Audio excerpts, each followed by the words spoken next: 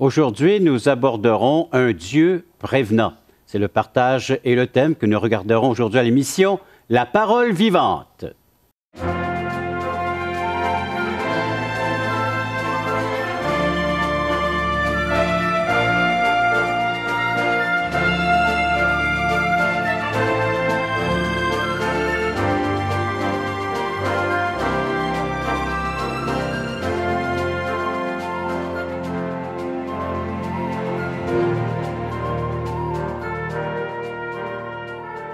Mesdames, Messieurs, bonjour, bienvenue à l'émission La Parole vivante. On poursuit nos études sur l'Évangile selon Jean, chapitre 16, un Dieu prévenant, la personne de Jésus, qui va envoyer la troisième personne de la Trinité, le Saint-Esprit, pour soutenir ses disciples dans un temps de crise. Bonjour, Jeff. Bonjour, Jean. Bienvenue à l'émission. Oui. Alors, je brillais par mon absence ces dernières semaines, hein? Mais tu fais de la formation, ça, on rappelle aux gens justement. Les gens peuvent aller visiter nos sites espoir.ca, touchrétien.com, et puis il y a des rendez-vous avec leur évangéliste en tant que formateur pour les ateliers de l'espoir. Et alors, on aborde les thèmes, des grands thèmes de comportement humain, les difficultés que l'être humain peut y avoir, basés sur le matériel de Junand, d'Espoir pour le cœur, et une autre formation d'évangéliste ou de témoins efficaces, les moissonneurs. C'est ce que je suis allé donner dans les provinces maritimes pour nous préparer pour une grande campagne d'évangélisation. À suivre. Ouais, hein? Alors, mais pour l'instant, c'est bon de vous retrouver, mais j'étais en paix, hein? Oui. J'étais confiant, j'étais en prière pour vous, mais je savais que tu vas aller regarder les émissions pour voir. Oui, j'en ai déjà regardé une, donc c'est très bien. Merci encore une fois de votre soutien dans ce ministère, des ministères de l'espoir, mais entre autres, Parole vivante. Donc, Jean chapitre 16, je vais juste saluer un peu Jean-Pierre en passant. Là. Jean-Pierre, bonjour. Je ne veux pas t'oublier, tu es là, tout seul au coin de la table. C'est ça, oui. J'étais un peu spectateur, je vous écoutais. Ça avait l'air intéressant. Bon, on faisait un peu du social, puis parlait un peu de nos ministères. Toi aussi, tu as tout un ministère à Sorel, toi. Oui, parce que les gens nous appellent, ils veulent savoir où est-ce que vous êtes situé. J'ai dit, Jean-Pierre est à Sorel. Oui, depuis 28 ans. Déjà, hein? Oui. Ben, je ne suis pas originaire de là, moi je suis originaire de Québec. Mais je suis là depuis 28 ans. Et je ne sais pas pour combien de temps encore. À soutenir l'œuvre là-bas dans l'enseignement. Et aujourd'hui, Jean chapitre 16 a des grandes choses à nous apprendre, à nous enseigner pour tous les téléspectateurs. Donc, on peut commencer avec une partie de ce chapitre, les premiers versets. Qu'est-ce que vous me conseillez de lire aujourd'hui, mes chers amis? Alors, versets 1 à 7 peut-être? 7. Bien, allons-y. Alors, je vous en fais la lecture. Alors, allons-y. Jean 16, verset 1. « Je vous ai dit ces choses afin qu'elles ne soient pas pour vous une occasion de chute, et ils vous excluront des synagogues, et même l'heure vient où quiconque vous fera mourir croira rendre un culte à Dieu. Et ils agiront ainsi parce qu'ils n'ont connu ni le Père, ni moi. Je vous ai dit ces choses afin que lorsque l'heure sera venue, vous vous souveniez que je vous les ai dites. Je ne vous en ai pas parlé dès le commencement parce que j'étais avec vous. Maintenant, je m'en vais vers celui qui m'a envoyé, et aucun de vous ne me demande « Où vas-tu » Mais parce que je vous ai dit ces choses, la tristesse a rempli votre cœur. Cependant, je vous le dis, la vérité, il vous est avantageux que je m'en aille, car si je ne m'en vais pas, le Consolateur ne viendra pas vers vous. Mais si je m'en vais, je vous l'enverrai. La venue du Consolateur. Peut-être pour se remettre dans le contexte, on est finalement dans ce dernier souper. Depuis le chapitre 13, on est finalement dans ce dernier souper où Jésus donne les dernières instructions à ses disciples. C'est son groupe restreint. Ils sont plus 12 maintenant, ils sont 11, parce que Judas est déjà parti, il va trahir le Seigneur. On est cette dernière nuit où le Seigneur va se faire arrêter.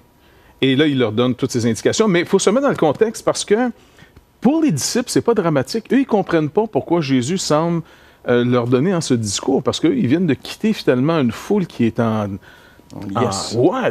délire. Oui, c'est pour ça que les autorités religieuses, finalement, à Jérusalem, veulent faire mourir Jésus parce qu'il est en train de gagner tout le monde. Sa popularité, grandissante. Oui. Donc, eux, ils ne comprennent pas en disant, ben non, le royaume de Dieu arrive, le succès s'en vient, les foules sont avec nous.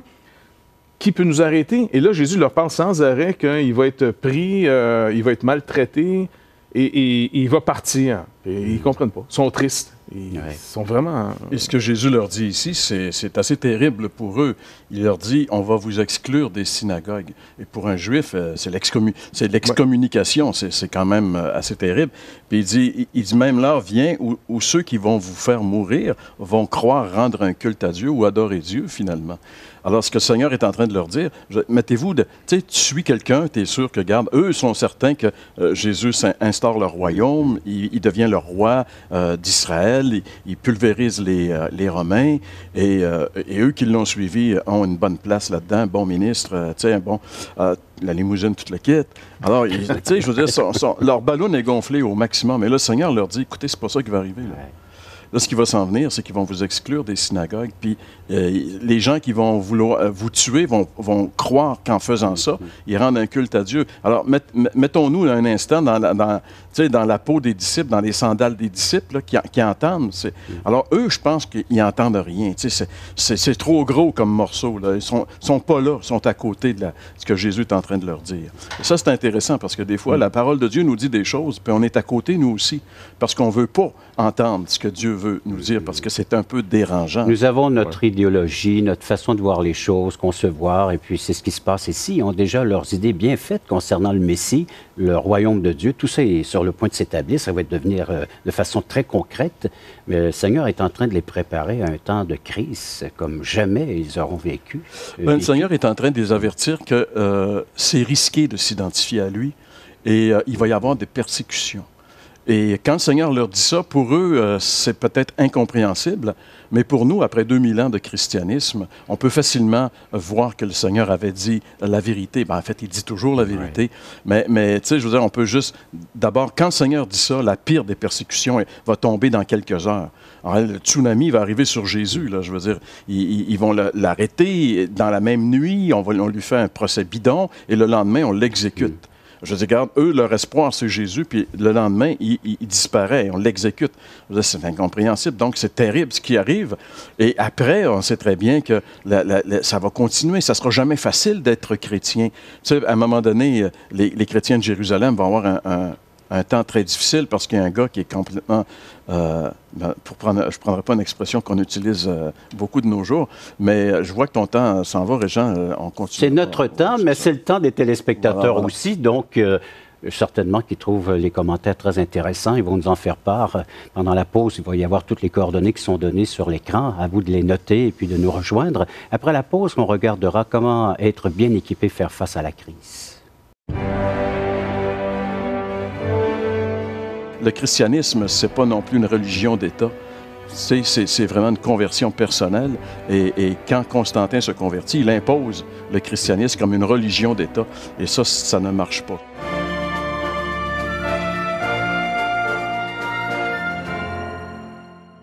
Assistez à un merveilleux déjeuner de l'espoir dans votre région. Un invité vous racontera comment Dieu a transformé sa vie et comment son cœur, souffrant, a trouvé une joie indicible en développant une relation personnelle et intime avec Dieu et son Fils Jésus-Christ. Des églises locales organisent de tels déjeuners dans plusieurs régions du Québec. Découvrez où et quand vous pouvez assister à un déjeuner de l'espoir dans votre région en visitant le site espoir.ca et en cliquant sur l'onglet « Déjeuner ».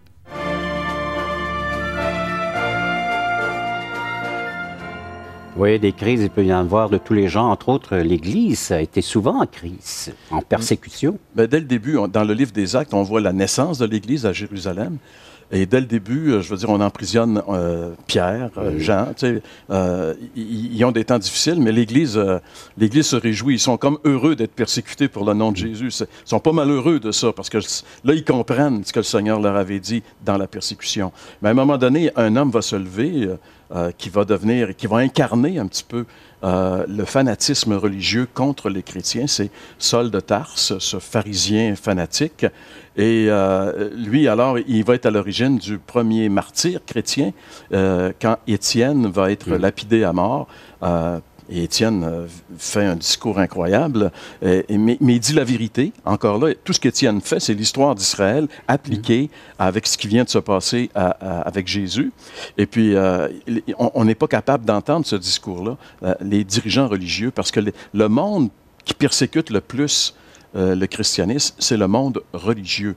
Et quand on parle du monde religieux, et bien sûr, on ne parle pas juste des gens pieux, on ne parle pas juste de ce genre-là, mais on parle de tout système religieux qui veut imposer sa propre justice au lieu de la justice qui peut venir uniquement par la foi dans l'œuvre de Jésus. Donc, c'est un peu ce qui se passe ici. Et Paul représente, il incarne le mieux ce genre de système persécuteur.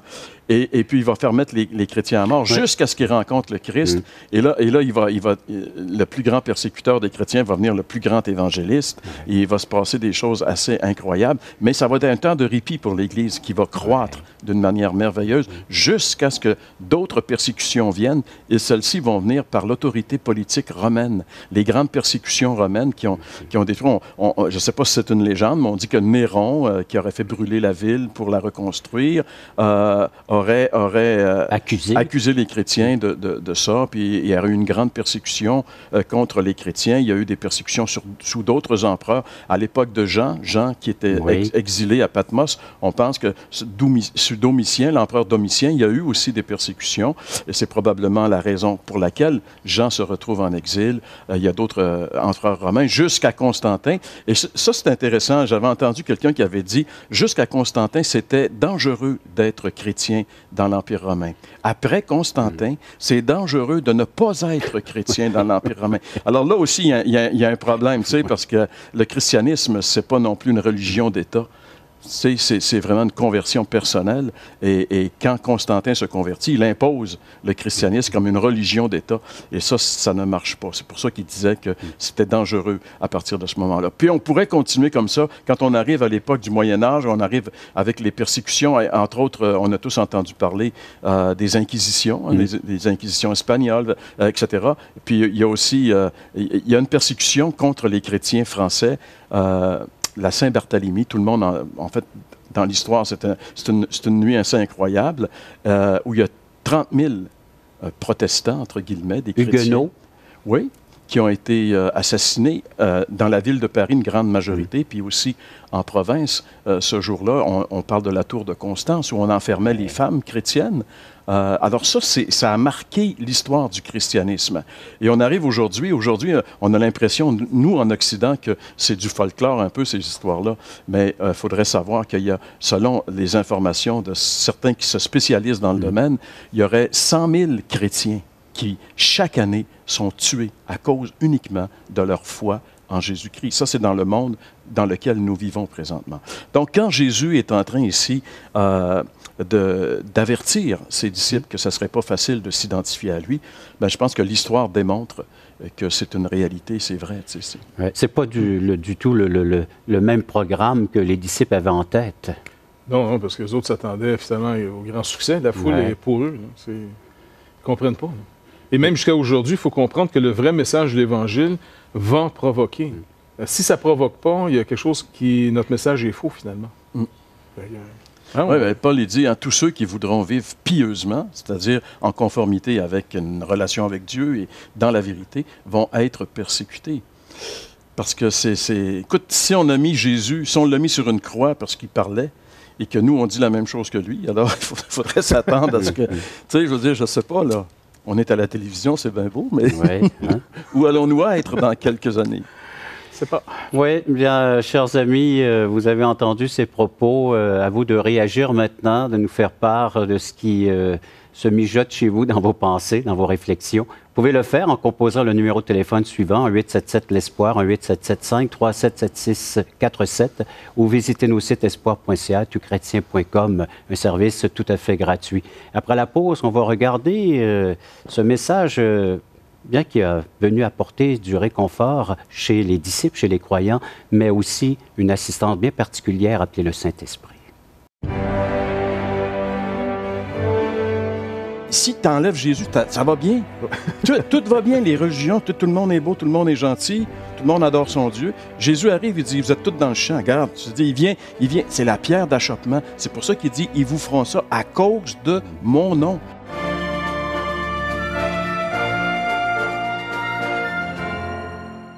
Voulez-vous combler le vide dans votre âme? Avez-vous soif d'une sérénité intérieure? La souffrance de votre cœur vous lasse-t-elle? Appelez dès maintenant pour recevoir gratuitement un évangile de Jean pour connaître l'amour de Dieu, un Nouveau Testament pour trouver des réponses à plusieurs de vos questions, le livre Destination finale pour comprendre la nécessité du salut et finalement la Bible et le salut qui nous explique comment recevoir Jésus. Contactez-nous à espoir.ca ou composez 1-877 l'Espoir.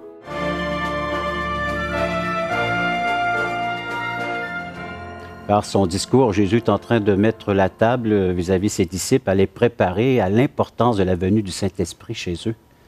Oui, parce que le Saint-Esprit est celui qui, d'abord, va rendre témoignage. Il fait la suite de Jésus. Ce que Jésus a annoncé, déclaré, le Saint-Esprit va continuer dans la même ligne, mais encore plus puissamment. Parce que Jésus parlait, il est en dehors de nous. Maintenant, le Saint-Esprit qui va venir dans le monde va nous parler en nous. Et là, il va vraiment faire la preuve du péché. Dans le sens, quand il fait la preuve, c'est qu'il nous met sous conviction, comme un avocat qui plaide en disant « Je vais vous faire la preuve que vous n'êtes pas dedans. » Sur le péché, sur la justice et sur le jugement.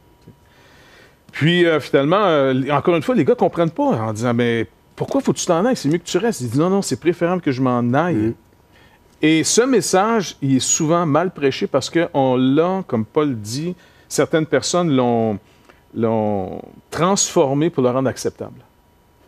Parce que c'est un scandale, l'Évangile. Explique-nous ça, là. Bon, oui. Donc... Non, mais c'est vrai parce que c'est un scandale. C'est de dire aux gens, écoutez, peu importe ce que vous faites, vous êtes perdus.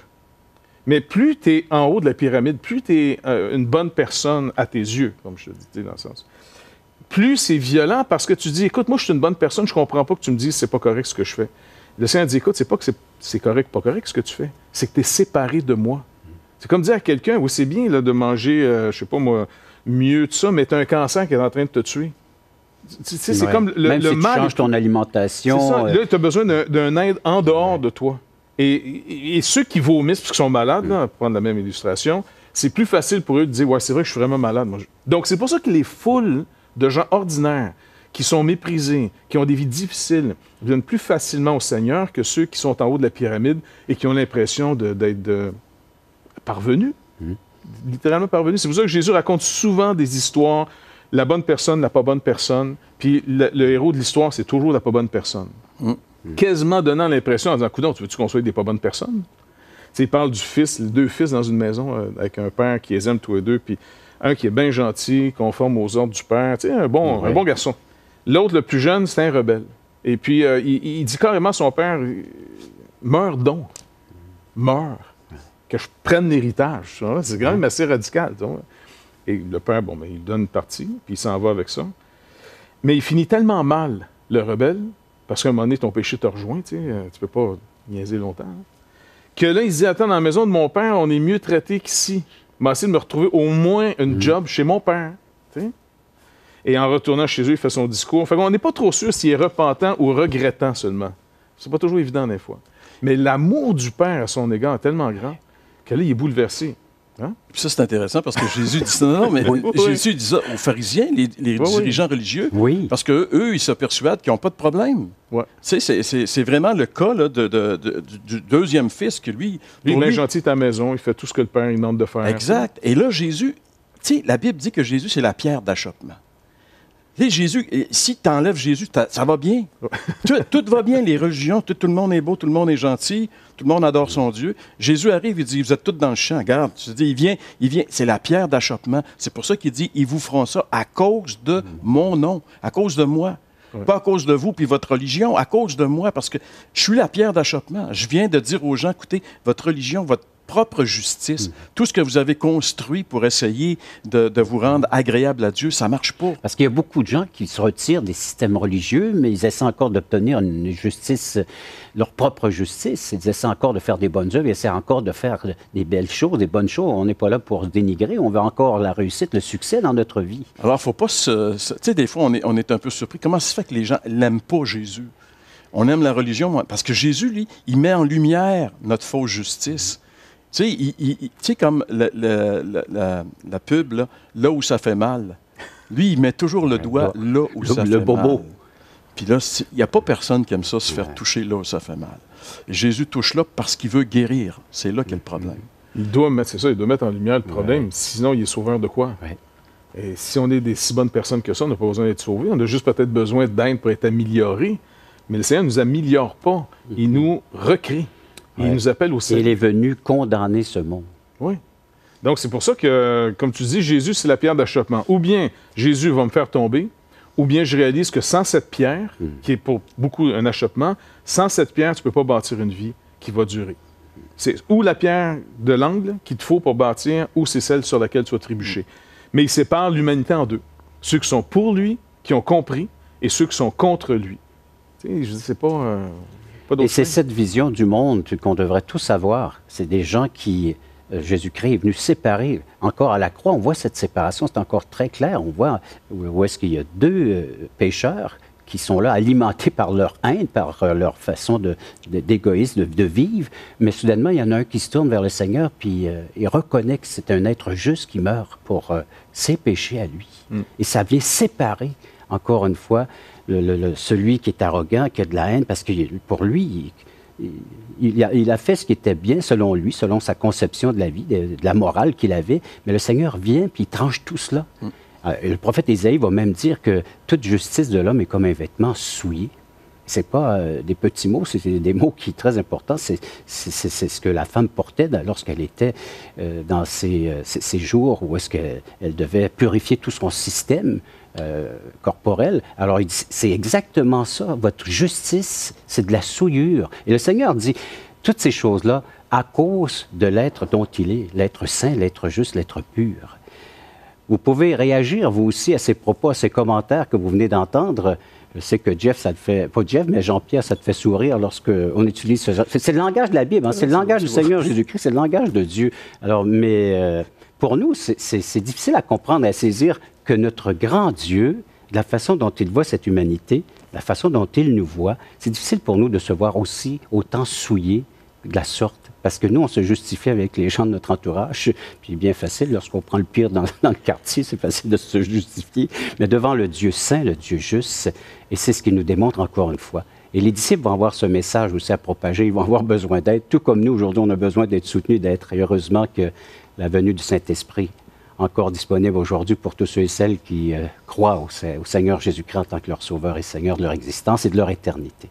Donc, voici les services qui sont là offerts pour chacun qui est à l'écoute. Si vous voulez nous rejoindre, nous faire part de vos commentaires, alors pendant la pause, vous ferez noter pendant les publicités qui seront à l'écran. Prenez-les en note. Et après la pause, bien, on conclut le message et l'émission. Il va régner au milieu de ses ennemis. Et comment il manifeste sa victoire? En accordant sa paix, sa grâce, son pardon à quiconque vient.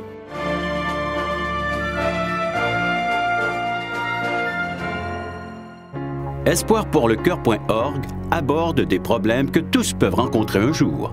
Solitude, culpabilité, manipulation, rébellion et adultère. Chaque problème est clairement défini avec ses symptômes et ses caractéristiques. Des pistes de solutions sont données. Le but du site espoirpourlecoeur.org est d'encourager les chrétiens à s'entraider. Pour participer à l'une de nos conférences, consultez notre site espoirpourlecoeur.org.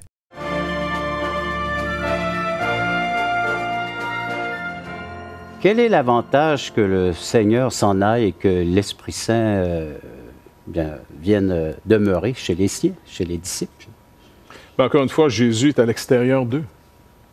Même s'il fait des miracles, même s'il donne des messages clairs, la promesse de Dieu, c'était pas que je vais simplement être avec vous, c'est que je vais être en vous. Et là, finalement, c'est sûr que le Saint-Esprit les dirige, les inspire, puis il leur donne finalement une capacité incroyable, mais c'est pas encore complet. Là, il va être littéralement habité. C'est comme si le Seigneur dit, écoute, je ne serai pas en dehors de toi pour t'en parler. Je vais être en toi et je vais être quasiment ton présupposé. Parce qu'on est tous dirigés par un présupposé. Avant de juger quelque chose, j'ai déjà un jugement de fait. Mais qui peut me délivrer de ça? Je ne suis même pas conscient, il est en arrière de moi. Donc, c'est comme si il va venir tellement en nous, un peu comme Saint Augustin disait, tu me connais mieux que je peux me connaître. Et donc, il va venir, puis il va vraiment prendre soin de nous à l'intérieur de nous. Mais là, ils ne comprennent pas. Les autres personnes, encore une fois, il faut se rappeler, ils sont en plein succès. Puis là, Jésus parle un langage qui les attriste tellement. Ils ne comprennent pas entre ce qu'ils voient, la foule est pour eux, et Jésus qui dit non, ça va mal aller. Puis ils ont déjà vu, mais pourquoi Judas est parti? Puis ils ne sont même pas encore vraiment conscients Pourquoi Jésus est parti? Parce qu'il pense finalement qu'il est peut-être parti acheter des choses. Oui, c'est ce qu'il fait habituellement. C'est ça, c'est lui qui avait la bourse. C'est lui qui, oui. Et c'est un drame. Et là, il leur dit non seulement que le Saint-Esprit, donc le consolateur, du même genre que moi. Ça, c'est important parce que dans le grec, il y a des nuances. C'est soit un autre différent de moi ou un autre pareil comme moi. Donc, Jésus prend le terme « un autre pareil comme moi va venir ». Ce que j'ai commencé, il va le poursuivre, mais encore de manière, on pourrait dire, de manière mondiale, universelle. Le monde entier, maintenant, va être touché par son ministère. Et l'Église va sortir, au fond, de l'ethnie d'Israël, par ce reste d'Israël, pour s'étendre, finalement, sur la face du globe au complet. Et Jésus va régner, parce que c'est ce qu'il fait. Le Seigneur dit qu'avant de partir, là, maintenant tout pouvoir m'était donné. Il va régner au milieu de ses ennemis. Et comment il manifeste sa victoire? En accordant sa paix, sa grâce, son pardon à quiconque vient.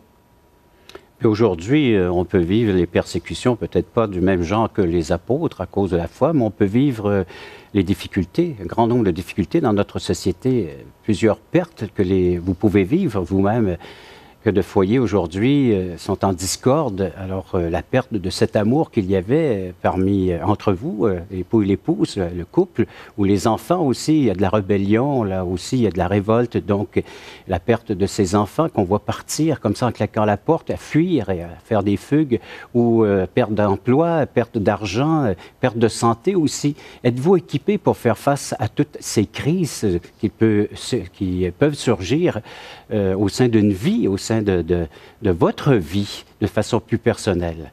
La même chose aujourd'hui, le même message est disponible pour chacun d'entre vous. Vous pouvez vous aussi avoir cette confiance et croire en la parole du Seigneur Jésus-Christ. Il veut vous équiper, il veut brasser un peu les affaires pour découvrir que vous êtes assis sur un faux fondement, un fondement qui est prêt à s'écrouler en tout temps, en quoi vous avez mis votre confiance pour bâtir votre vie, votre existence. Et le Saint-Esprit encore aujourd'hui disponible à chacun d'entre nous pour mettre le fondement par excellence, le Seigneur Jésus-Christ et son œuvre de justice. C'est lui qui accomplit la justice parfaite de Dieu et il veut déposer sa justice en vous, dans votre compte éternel, afin que vous puissiez être présentable devant Dieu, non selon vos œuvres, vos capacités, mais selon son œuvre et sa personne de ce qu'il a accompli. À vous, par la foi, de l'accepter. Merci de votre participation à l'émission, d'avoir été à l'écoute, vous, à cette autre émission de La Parole vivante.